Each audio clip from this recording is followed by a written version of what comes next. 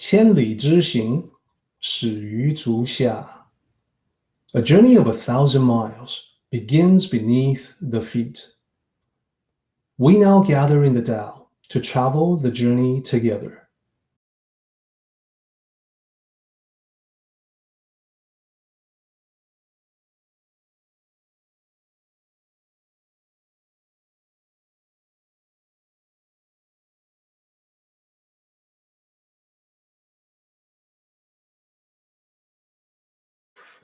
Mastery begins when you start paying attention to the way we communicate with one another. So there's a story about that. This is a story, this is one of the stories that I published in the Tao of Daily Life called Xin Zai. Xin means heart or mind. Zai means fasting or vegetarian diet. It comes from this particular story written by Zhuangzi. 颜回请行. Let me decipher the Chinese characters down here for you. 颜回, the first two characters, and this is read from left to right. The first two characters, this is the name of the number one disciple, the senior disciple, the top student of Confucius. This image that you see here shows Yan Hui to the left, Confucius to the right. So the story of Xinzai actually comes from a longer story where the disciple is visiting with the master and they had a discussion. And this was written by Zhuangzi, who came after them by about a century.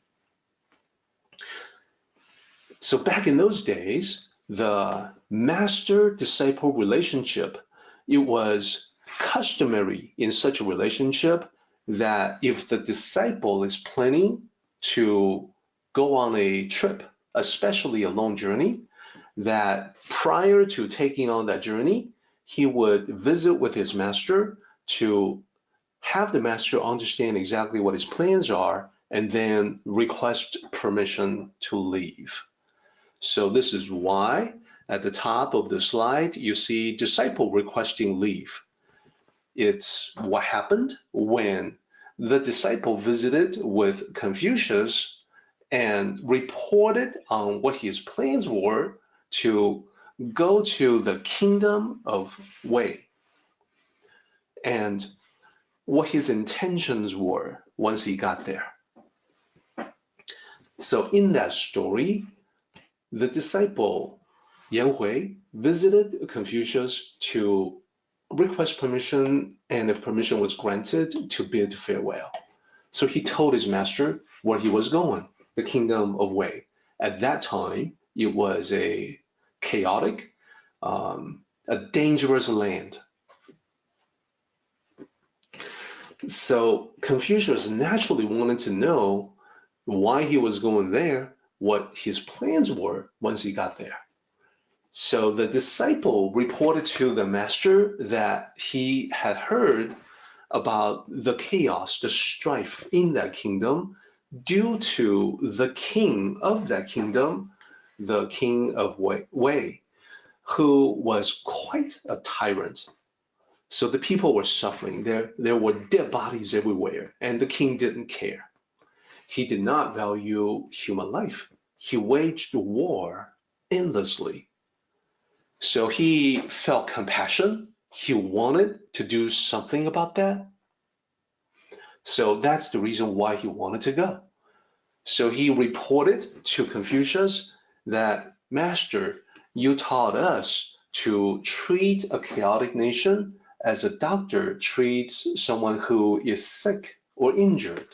So I feel that I should make an attempt. I should go there, talk to the king, and maybe steer him in the right direction, a direction that would be much easier for the people of that kingdom, for the subjects of that kingdom. Then Confucius launched into a lecture to explain to him why this was a bad idea. So the talk, the back and forth between the two of them had a lot of details. when I wrote my story for the Tao of Daily Life, I had to simplify it quite a bit in order to convey the main point without losing people on my way of getting there.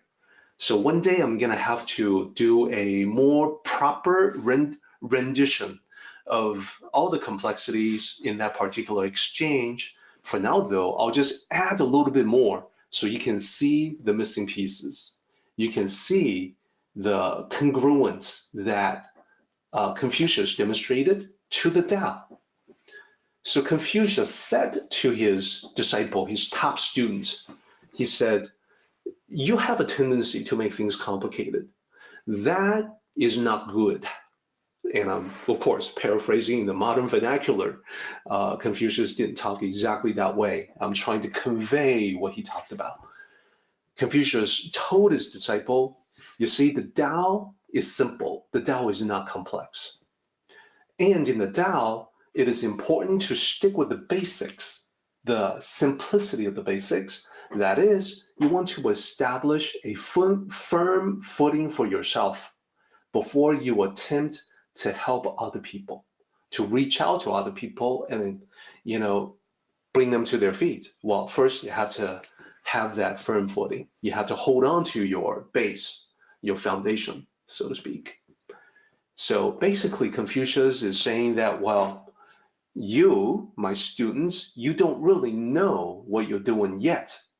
So you don't really have the ability to help other people effectively. And besides, Confucius said, it's difficult because when people don't know you, they don't know who you are. They have no idea what you're capable of. Thus, they have no reason to listen to you.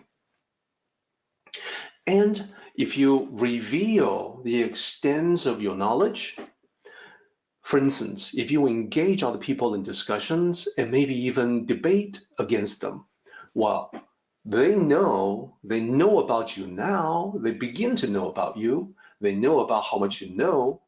This can invite contention, jealousy, sabotage. So whether people know something about you or not, it's going to be difficult. So with this particular tyrant, he's strong-willed, he's a bully. The second you open up your mouth in front of him, he will dominate you with his power. And think about it. There have been so many examples throughout history of good men who risked their lives going up to the king, the ruler, to give them wise advice. And look how many of them have lost their lives. Remember, these ancient kings of ancient China, they had absolute power. They could order anyone's execution at any time and suffer no repercussion, no negative consequence. So the disciples said, well, I can keep it simple. I can stick to the basics like you're pointing out, and I can let the king know in a simple and direct way. So Confucius says, well, that's a bad idea because this particular ruler, the king of Wei, is a willful man, not accustomed to being contradicted. So the likely reaction to the direct approach will be to push back. And there won't be anything you can do about that. And if you yield to the king, it will only add to his domination. It's like setting a house on fire, making things worse. And for this particular king, we already know that for him, even a gradual change, like a little bit at a time, even that is impossible. So never mind you trying to effect a drastic change instead of a gradual change in him and therefore in his kingdom. So Yan Hui says, so instead of the simple, basic, and direct approach, I should use the indirect approach. I should appear to yield and subtly steer him in the right direction. I will use examples from the past. I will use traditions rather than my own thoughts and ideas. So I can be totally honest, but avoid a confrontation, me against him. So Confucius still thought that this plan would not work. He said, well, this plan is slightly better than your previous plan because at least you will survive the experience. At least you won't lose your life. Perhaps you will be jailed. So the bottom line is that you won't be able to produce any significant change in that land. So the ego of this particular king will only be boosted by your approach. He will be even more convinced that he's right.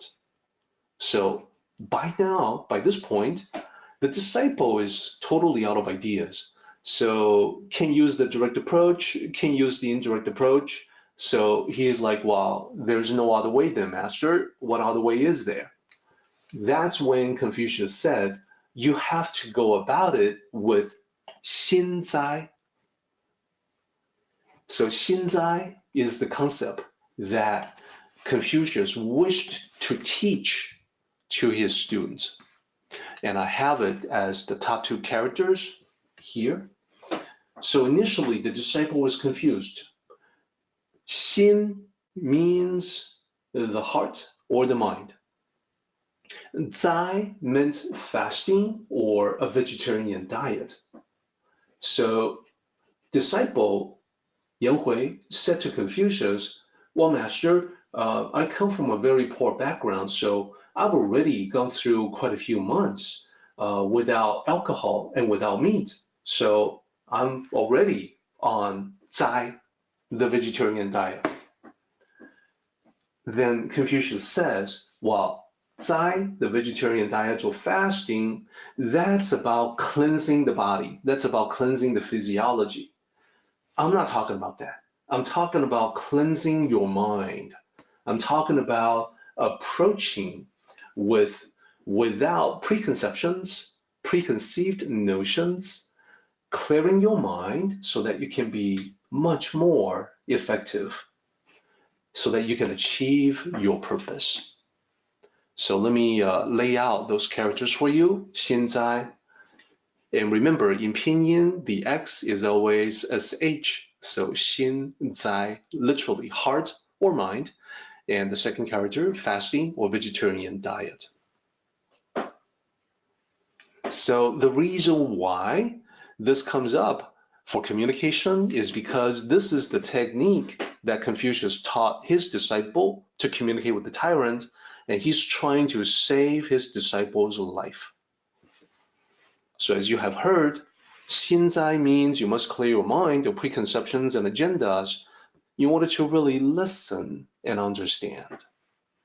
So the other problem with all the attempts that there has been in the West to render the 心在 concept is a lack of practical clarity. What I mean is, okay, you're telling me that there's a powerful way to communicate that will allow me to change someone who seems impossible to change, the tyrant, someone who's so much more powerful than regular everyday people. So there's this powerful technique, but how can I apply that to my life?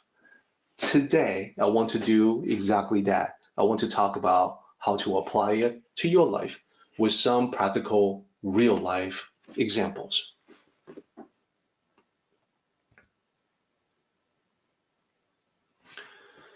First, I want to direct everyone's attention at communication all around you, the way that people talk to one another, the way that we talk to others, the way other people talk to us.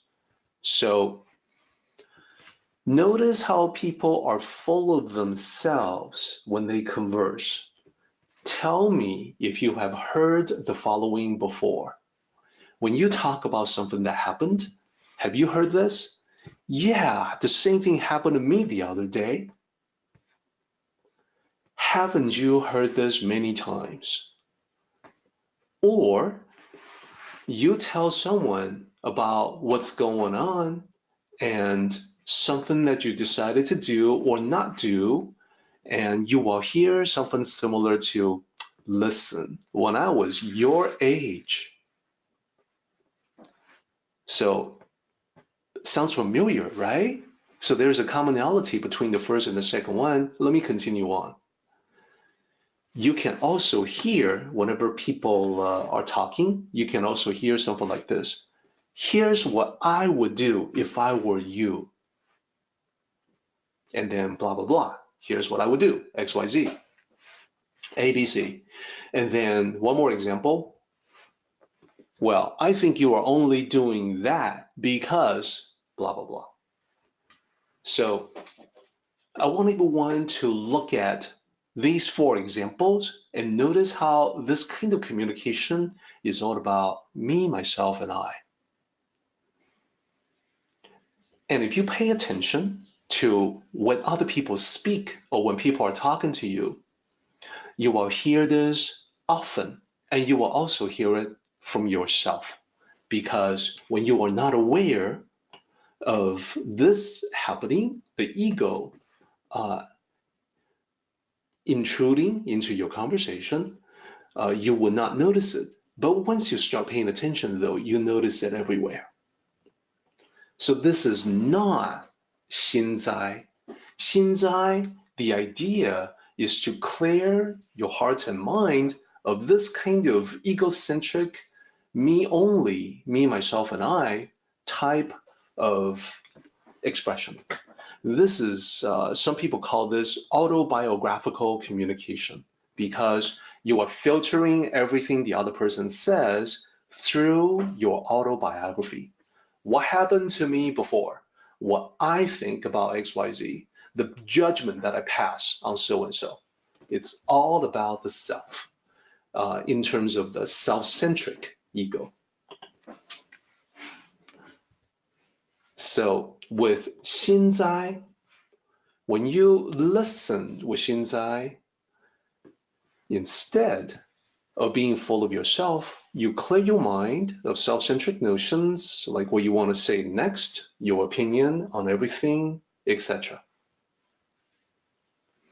So what happens next when you do that is it naturally shifts your focus from your ego to the other person. You are no longer filtering everything through your autobiography. This also shifts your communication from self-expression to a pure intent to understand. So this is the beginning of what Confucius was teaching his students. Let's take a look at how differently you come across. What you say to the other person will change accordingly. For instance, you will hear something like, what do you mean by things not going well? Okay, so this is the response to someone telling you that things are not going well. When you say, what do you mean by that? Tell me more, give me more details. It's not about you, it's about them. It's about attempting to understand more by going deeper and being clearer. Another example, when they tell you about something, well, how do you feel about that? You are, again, trying to deepen your understanding of the other person by figuring out their feelings and emotions about a particular topic. It's not about you, it's about them. Another example.